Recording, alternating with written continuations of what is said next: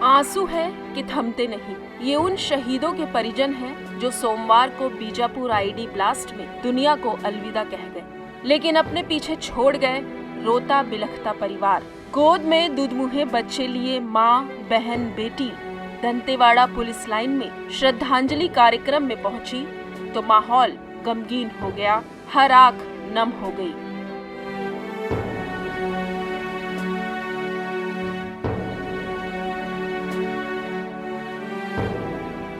साल 2025 शुरू होते ही नक्सलियों ने छत्तीसगढ़ में बड़ी घटना को अंजाम दिया।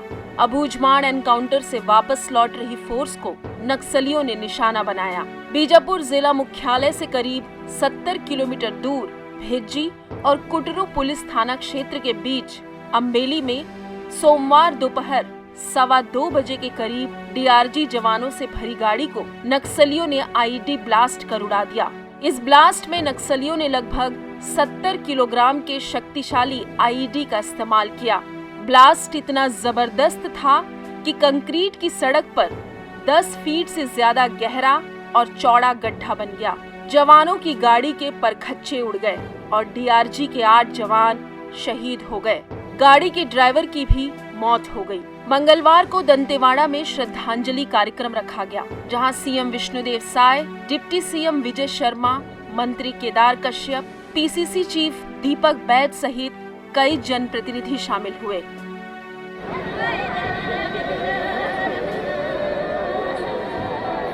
नक्सली बौखलाहट में हैं और बौखलाहट में ये कायराना हरकत किए हैं और कल दिनांक 6 जनवरी को हमारे डीआरजी और बस्तर फाइटर्स के 8 जवान आईडी ब्लास्ट में शहीद हो गए। मैं उन सभी अमर शहीदों को विनम्र श्रद्धांजलि अर्पित करता हूं और भगवान से प्रार्थना है कि उनके शोक संतप्त परिवार को इस शोक को सहने की संबल प्रदान करें। और एक जो वाहन चालक था सिविलियन, वो भी शहीद हुआ, उसको भी विनम्र श्रद्धांजलि अर्पित करते हैं। उसके भी शोक संतप्त परिवार को भगवान इस शोक को सहने की शक्ति प्रदान करें और हमारे जवानों का ये शहादत बेकार नहीं जाएगा। उन्होंने देश के लिए और छत्तीसगढ़ में शांति व्यवस्था बहाल करने के लिए अपनी आहुति दी है और निश्चित रूप से हम लोग यहाँ छत्तीसगढ़ में शांति व्यवस्था कायम करने में कामयाब होंगे। बीजापुर ब्लास्ट में शहीद हुए जवानों में सरेंडर नक्सली भी थे, जो कुछ दिनों पहले माओवादी विचारधारा छोड़कर फोर्स में शामिल हुए थे।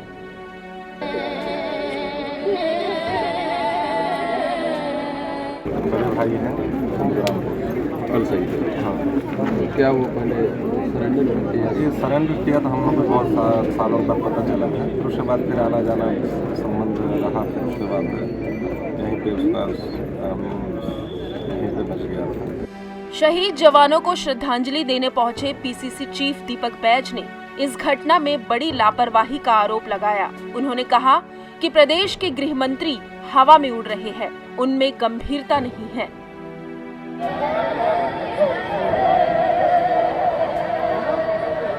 ये तो लोग लगातार 2016, 18, 20, 22, 24 से हम सुनते आ रहे हैं। 26 हम भी चाहते कि यहाँ पे खात्मा हो, लेकिन निर्दोष आदिवासियों को मारकर नहीं और जवानों की जान लापरवाही से जाए, ऐसी शहादत नहीं।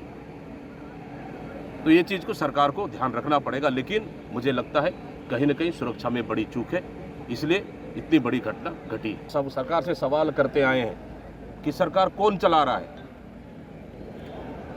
क्या दिल्ली से चल रही है या नागपुर से चल रही है या बिहार से चल रही है? सरकार का कोई मुखिया है नहीं, सरकार भगवान भरोसे चल रही है। छत्तीसगढ़ में अराजकता का माहौल है और कानून पूरी तरह से ध्वस्त हो चुकी है। सिर्फ विपक्षी नेताओं को डराने के लिए यहाँ की कानून बनी हुई है, जनता की जान माल की सुरक्षा के लिए नहीं। और गृह मंत्री तो पूरी तरह से हवा में उड़ रहे हैं। गृह मंत्री को मुझे लगता है अभी भी उनकी बचकाना गया नहीं है, उनमें गंभीरता नहीं है। अगर हमारी थोड़ी सी गंभीरता होती, हमारी जवानों की जान बच सकती थी। इसके जिम्मेदार है कौन? छत्तीसगढ़ में नक्सलियों के खात्मे के लिए मार्च 2026 की डेडलाइन दी गई है। सीएम विष्णुदेव साय का कहना है कि इस वजह से नक्सली बौखला गए हैं और इस तरह की घटना को अंजाम दे रहे हैं। हालांकि सीएम ने एक बार फिर दोहराया कि जवानों की शहादत बेकार नहीं जाएगी और नक्सलियों को मुंह तोड़ जवाब दिया जाएगा।